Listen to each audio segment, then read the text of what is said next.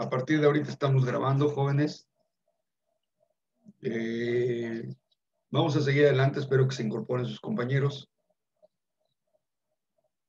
La orden de visita, de acuerdo a lo que se establece en el artículo 43 del Código Fiscal de la Federación, además de los requisitos del artículo 38 de este mismo ordenamiento, debe tener el lugar o lugares donde va a realizarse la visita. Ya quedamos que puede ser en más de un lugar si el contribuyente tiene registradas otras oficinas u bodegas o plantas o lo que sea, ¿sí? El nombre de la persona que deberán efectuar la visita. Pueden ser varias, dependiendo del tamaño del contribuyente.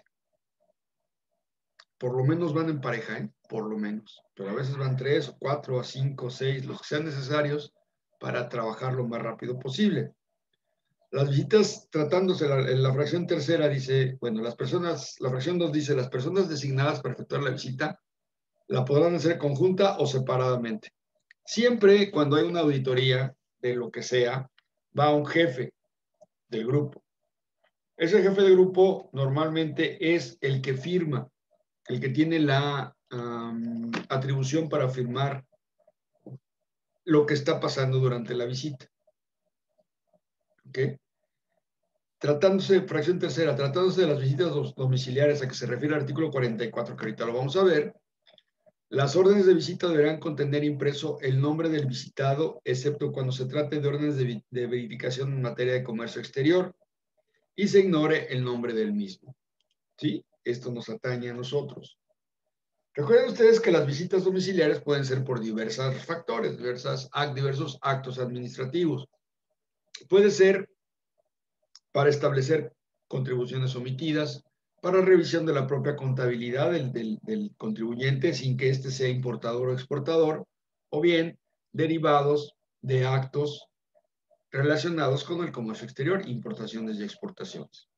Pero lo que sí debo decirles es que una vez que inician la visita, pueden realizar diversas verificaciones conforme los hallazgos que vayan encontrando. ¿Sí? En una orden de visita en materia de comercio exterior, sí pueden ellos llevar a cabo revisiones adicionales en función de los hallazgos encontrados y previa elaboración del acta correspondiente. ¿Sí? No pueden nada más porque sí decir, bueno, ahora te voy a verificar tu refrigerador. No. Tendría que haber una antecedente de que en el refrigerador están escondidos, por ejemplo, billetes, ¿no? Algo así. Es muy absurdo mi ejemplo, pero para magnificarlo y que ustedes lo comprendan de mejor manera. Si el objeto de la visita es verificar pedimentos, documentación relacionada al comercio, mercancías o lo que sea, a eso se van a ceñir. No se van a ceñir a mi contabilidad. Aunque también es cierto que en la contabilidad van a estar reflejados los movimientos de comercio.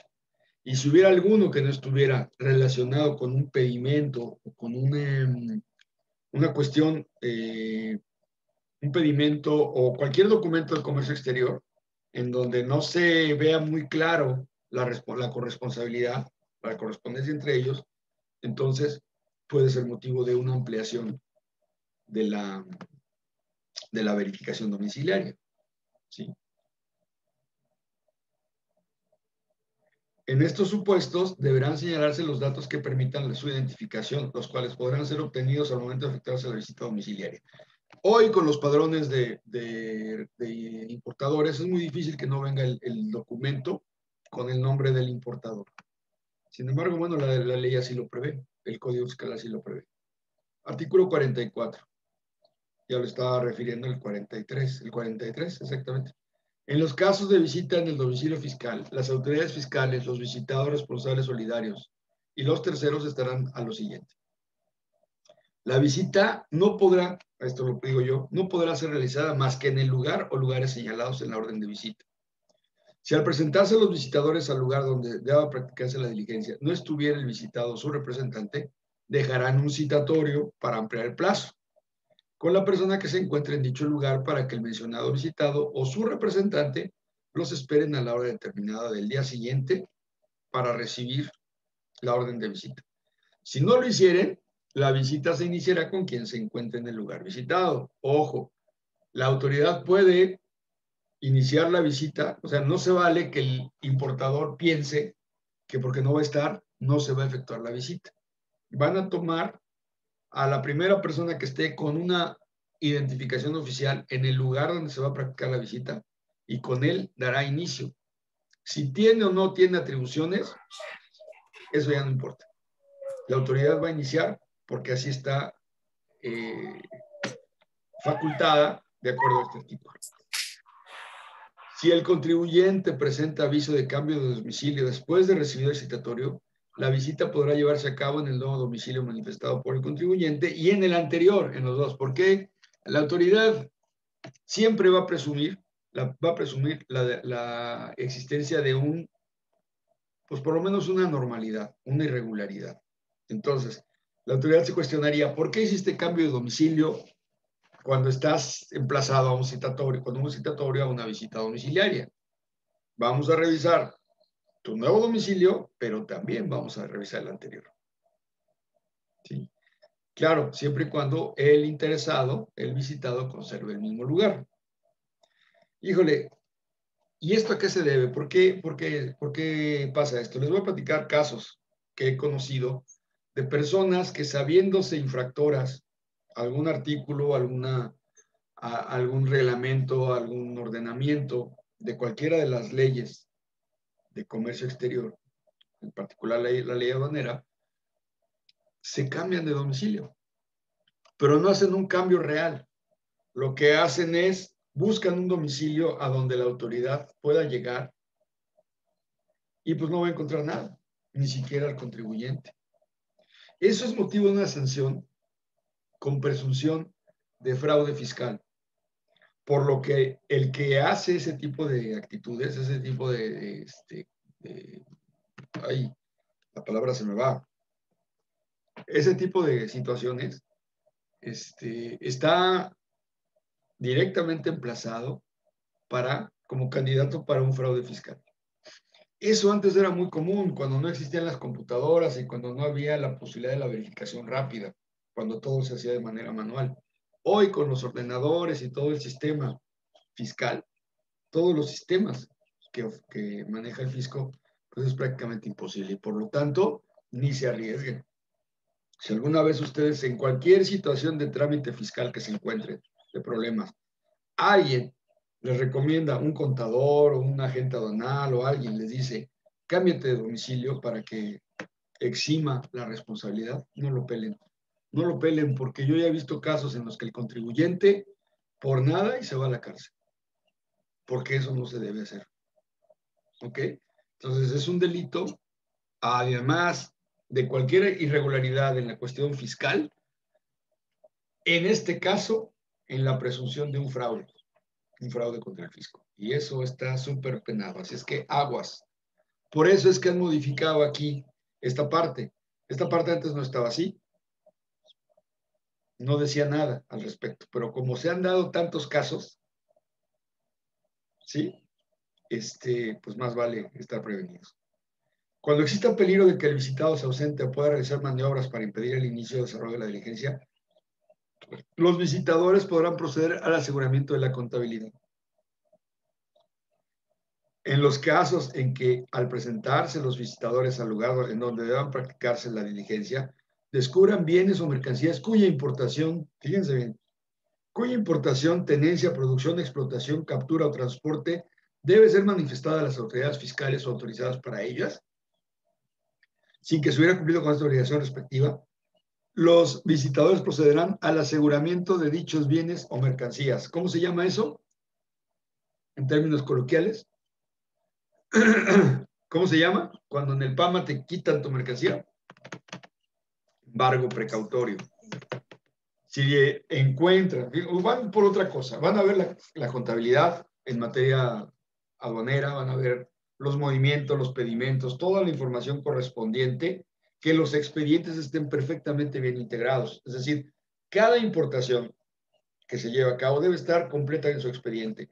Debe existir el pedimento y toda la documentación que avale el pedimento, como la factura comercial, el pago de las contribuciones, el recibo de pago de las contribuciones que emite el SAT, los documentos que se establecen en el artículo 36 de la ley aduanera, es decir, certificado de origen, certificados de calidad, certificados fitosanitarios, cumplimiento de las regulaciones y restricciones no arancelarias, todo lo que vimos en el artículo 37, incluyendo el certificado de peso, deben estar contenidos en un expediente. Cada importación es recomendable esté en un expediente. Juntos o separados, como ustedes quieran, pero siempre, me refiero a juntos separados todos los expedientes, que puede estar en una de estos Lefort, una carpeta de estas gordas donde ponen todo, pero físicamente deben estar. O pueden estar en un folder, por cada folder con una identificación. Como ustedes quieran, el sistema de archivo que ustedes quieran, pero deben estar. En el caso de que no encuentren alguna de las que ellos traen relacionadas de acuerdo a la glosa de la aduana, entonces podrán iniciar un procedimiento. Si en la búsqueda de esto encuentran que la máquina de escribir, así tan burdo como eso, la computadora que estamos utilizando, la mesa en donde estamos, no está legalmente, su estancia no es legal, puesto que no hay una factura, entonces hay una presunción de contrabando y entonces los bienes se van a asegurar. ¿Sí? A eso se refiere este caso. ¿Dudas? ¿Preguntas?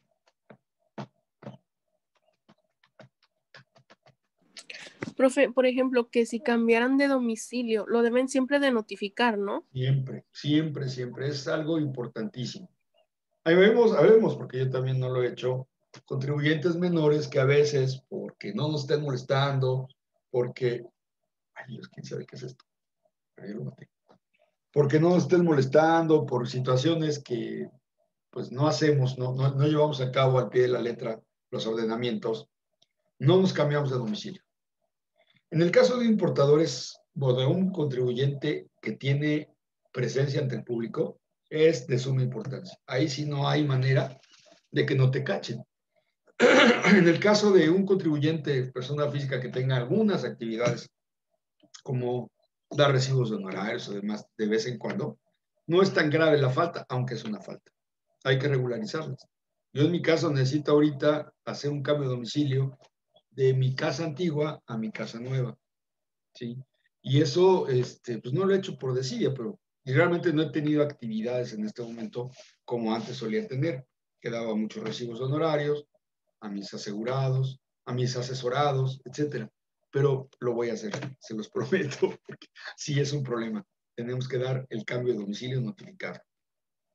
Bueno, al iniciarse la visita del domicilio fiscal, los visitadores que en ella intervengan se deberán identificar. No hay manera que no lo hagan. Si no se identifica, ustedes no tienen por qué darles paso ante la persona con quien se entienda la diligencia. Y aquí, fíjense, ya aquí cambiaron la figura del representante o del beneficiario o del manifestante, del contribuyente, por la persona que se entienda la diligencia. ¿Por qué? Porque como vimos en los párrafos anteriores, si la autoridad no encuentra al interesado, al responsable, se va a ir con quien esté. La secretaria, el contador, alguno de los auxiliares contables o incluso, si no hubiera otra persona, con él, la que esté. No, pues, no importa que sea el de mantenimiento, que sea la afanadora, lo que sea. ¿Sí? Ellos deben cumplir con su orden de auditoría y no se van a detener en que no esté el dueño o el representante. Bien. A esta persona se le debe requerir para que designe 2 testigos. Si estos no son designados o los designados no aceptan servir como tales, los visitadores los designarán. Además, haciéndose constar esta situación en el acta que levanten, sin que esta circunstancia invalide los resultados de la visita. ¿Qué pasa si no hay ninguna persona más que una ahí? Pueden buscar una persona que esté un transeúnte cualquiera, a quien le van a pedir el favor, el apoyo para que sea testigo. La autoridad no se va a detener. Y en el caso de que no existan testigos, se deberá sentar en el acta y eso no es circunstancia para poder tirar abajo los resultados de la visita. El que no haya testigos no atañe a la autoridad, atañe al visitado.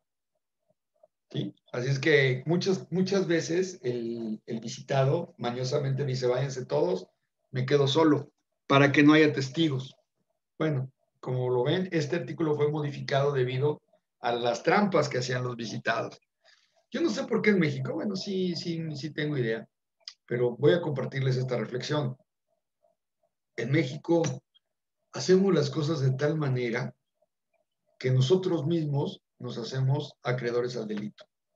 Si todo está bien, si todo está de acuerdo no tenemos por qué tener miedo a una visita domiciliaria. Los verificadores, los visitados, los visitadores, quienes acuden, ¿cómo se llama? Los auditores, siempre van a buscar, siempre van a revisar tratando de buscar algún hecho inculpatorio que nos inculpe, algo que no hicimos bien. Eso es normal.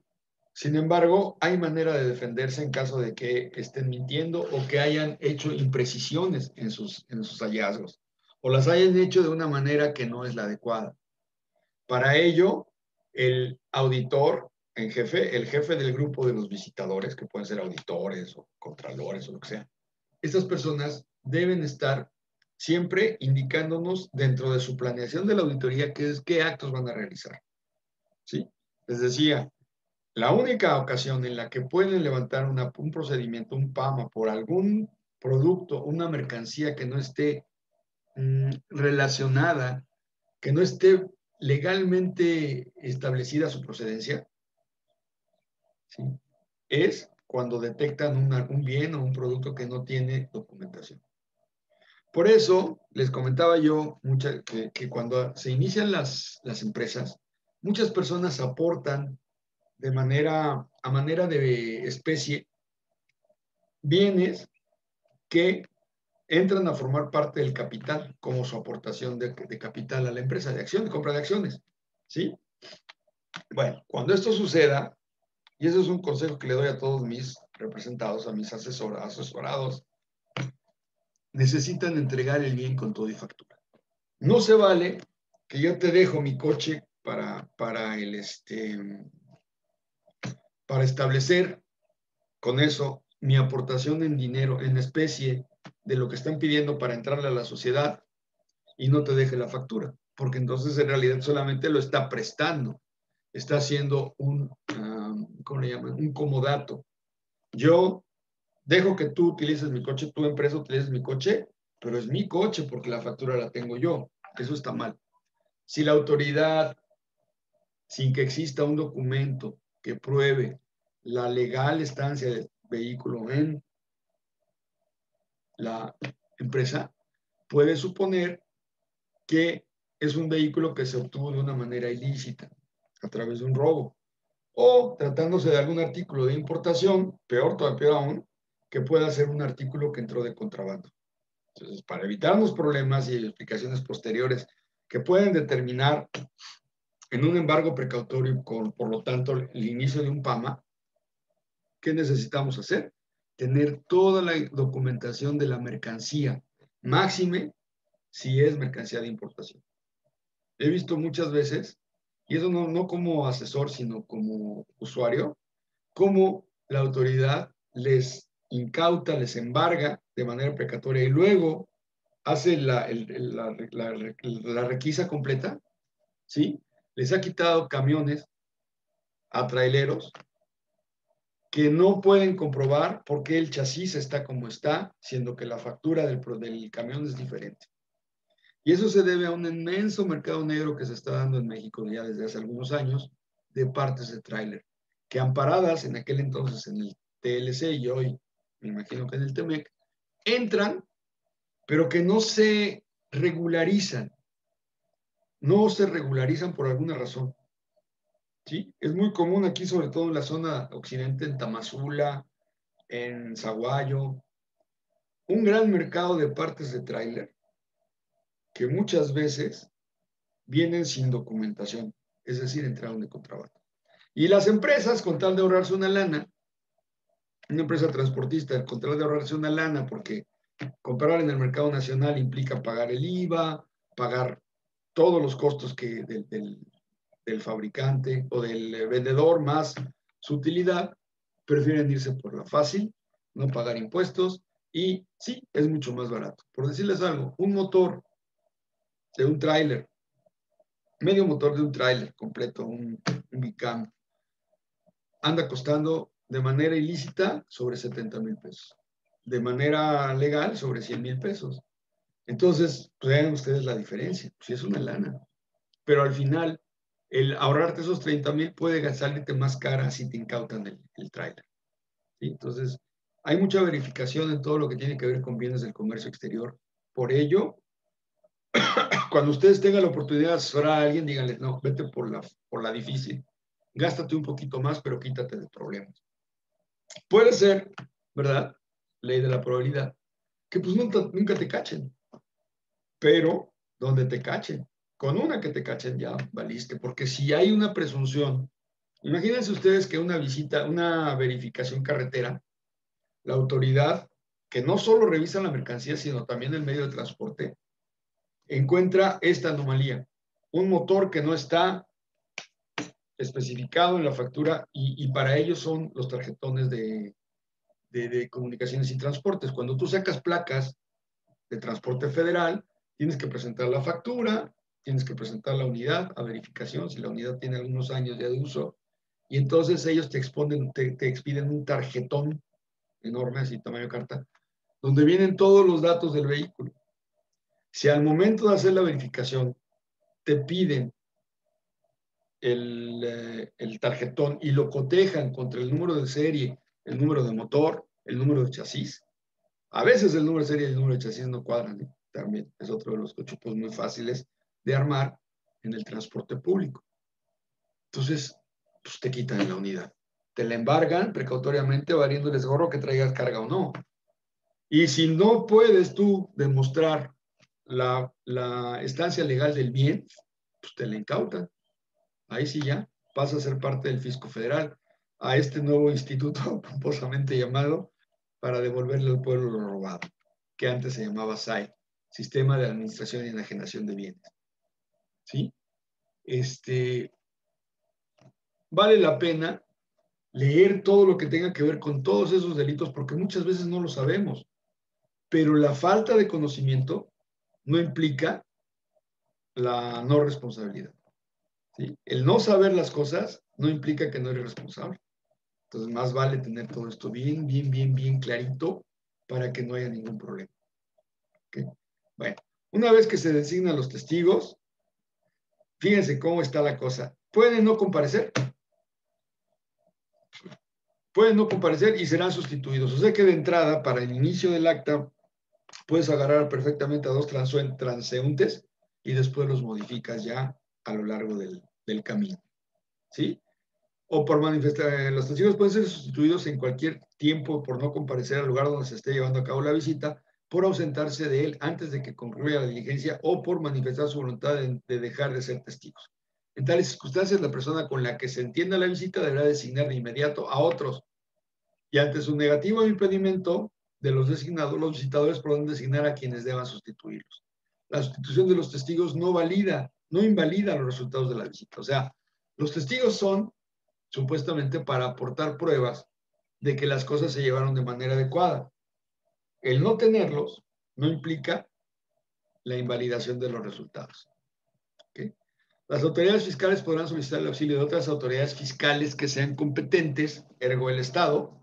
Es decir, si yo voy a revisar un tema de impuestos locales, un tema de impuestos federales, pero no tengo suficiente personal, puedo pedirle ayuda a la Secretaría de Finanzas del Gobierno del Estado para que me ayude. Podrán también solicitarles practiquen otras visitas para comprobar hechos relacionados con los que están practicando. Es decir, el IVA, aunque es un impuesto federal, es un impuesto que la autoridad local es muy celosa porque de ahí toman una parte. De ese 16% de IVA, ellos toman una parte. Entonces, yo soy visitador de la parte aduanera y en el camino me encuentro anomalías en el pago de los IVA, en el entero y pago de IVAs. Entonces, yo puedo darle el pitazo, el aviso a la Secretaría de Finanzas para que envíe otro grupo de visitadores que vayan en particular a revisar la situación del IVA. O sea, aguas con una visita domiciliaria. Artículo 45. Los visitados, sus representantes o la persona con quien se entiende la visita en el domicilio fiscal están obligados a permitir a los visitadores designados por las autoridades fiscales el acceso completo al lugar o lugares, incluso a revisión. Aquí dice, mire, también deberán permitir la verificación de bienes y mercancías, así como de los documentos, estados de cuenta bancarias, discos, cintas o cualquier otro medio procesable de almacenamiento de datos que tenga el contribuyente en los lugares visitados. Aquí viene algo que les quiero platicar, bien importante. Supónganse que el contador de la empresa hace sus contabilidades por fuera. Y entonces, en la computadora de la empresa, lleva esas contabilidades porque el sistema de contabilidad permite llevar 99 cuentas. El Compact E y el famoso NOI de Aspel son programas muy socorridos, que son los que más se utilizan en la contabilidad. Resulta que el contador, ingenuamente, lleva la contabilidad de otros en estos sistemas de la empresa. Al ser de la empresa, el dominio y la propiedad es de la empresa. Todos los datos que estén contenidos allá adentro son propiedad de la empresa, aunque sea de otros. Entonces, si la autoridad encuentra elementos en esas contabilidades para practicar una visita a esos contribuyentes, lo va a hacer. Por lo tanto, no se debe tener, ni siquiera de manera personal en mi propia laptop, ¿sí?, documentación de otras empresas. Si yo tengo mi laptop personal, lo que debo hacer es no llevarla a este trabajo, porque lo que esté ahí adentro y que no se demuestre su no propiedad por parte de la empresa, es decir, si yo llevo mi factura y digo, miren, esta es mi máquina, no se meten con ella. Pero generalmente, ¿quién carga la factura de las computadoras? Es más, yo ni me acuerdo dónde dejo las facturas. Ya no sé dónde está la factura de mi computadora. De verdad, no lo acuerdo. ¿Qué puede pasar? Que la autoridad, ante este derecho que tiene de revisar, de acuerdo a este artículo, cualquier documento, cualquier algo que haya ahí físicamente, sopas, nos va a caer el chagüiste y entonces va a estar indagando qué diablos, qué relación tiene estas empresas o esta empresa o estos diversos con la empresa. Y pueden establecer una verificación domiciliaria de estos contribuyentes. Así es que háganse un favor y háganle un favor a sus clientes. Nunca guarden información de terceros en una computadora de oficina. Y mucho menos si están trabajando en el sector público. ¿Sí? Porque ahí además les pueden acusar de desvío de recursos. Porque los bienes públicos son propiedad de la nación. ¿Cómo yo particular los estoy utilizando para cobrar por otro lado? Ahí tengo un problema serio, que generalmente no prospera, generalmente es un delito menor, pero si te quieren poner el dedo tus jefes o quien sea, te pueden meter en un serio problema. Cuidado con eso. Cuando los visitados lleven su contabilidad parte del sistema de registro electrónico o microfilmen o graben en discos ópticos o en cualquier otro medio que autorice el SAT, deberán ponerse a disposición de los visitadores el equipo de cómputo y sus operadores para que los auxilien en el desarrollo de la visita, así como entregar a la autoridad los archivos electrónicos en donde conste dicha contabilidad. En caso de que los visitadores obtengan copias certificadas de la contabilidad, aquí quiero hacerles otra precisión, a lo mejor hasta para su glosario les sirve. Ya vamos en la tercera semana, ya deben llevar 75 palabras cuando menos, de su glosario. Ya estamos a punto de terminar. Entonces, para la próxima semana, deben presentar ese glosario como actividad de las que se solicitaron vía Claro. ¿Ok? Entonces, aquí vale la pena establecer de una vez que es una copia certificada.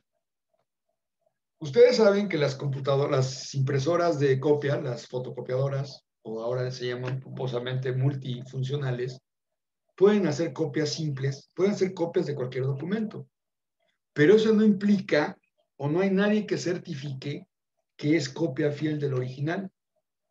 Si yo saco una copia en cualquier fotocopiadora, puede ser que la alteré.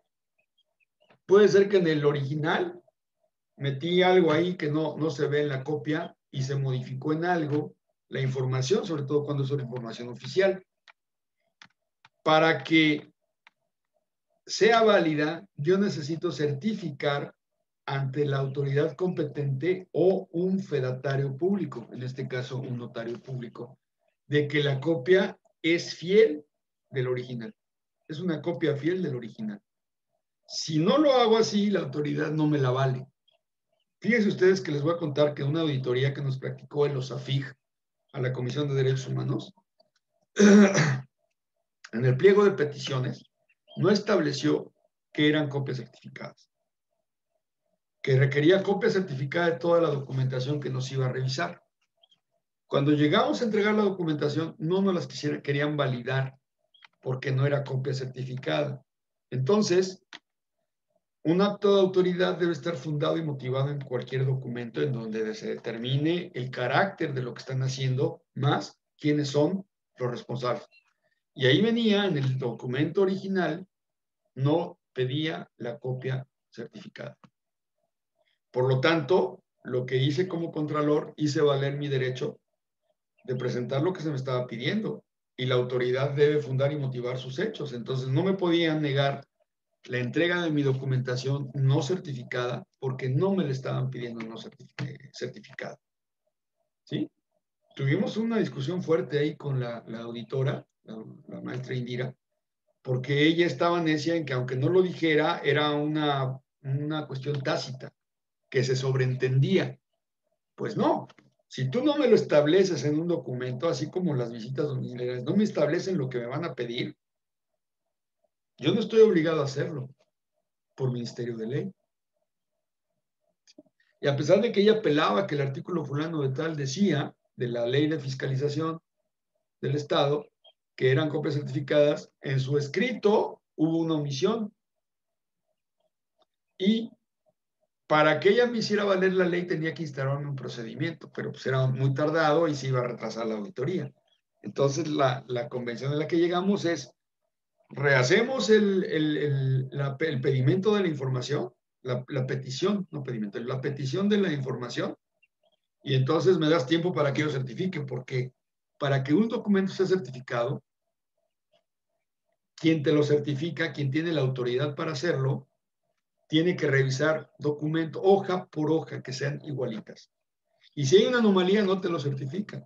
Entonces ya sabrán, el trámite es muy tardado. Una certificación de un documento de 20 hojas, o fojas, como le dicen ellos, pues tarda como 2 horas, 3 horas. Y la documentación que nos estaban solicitando no era un documento, eran 52 expedientes con 52 diferentes documentos, por lo menos. Ya se imaginarán. Pero esto vale porque la autoridad siempre debe establecer cómo se debe presentar la información. Y si te la piden certificada, entonces tendrás que certificarlo. ¿Ok? Lo dispuesto en el párrafo anterior no es aplicable cuando los usuarios obtengan copias de solo parte de la contabilidad. ¿Ok? No va a ser certificada. En todo caso, se levantará el acta parcial señalando los documentos de los que se obtuvieron copias, pudiéndose continuar la visita en domicilio o establecimiento del visitado. En ningún caso, las autoridades fiscales podrán recoger la contabilidad del visitado. No se la pueden llevar. La contabilidad siempre debe permanecer en el sitio donde se lleva a cabo las operaciones comerciales o mercantiles o empresariales de las empresas. No se puede sacar la contabilidad.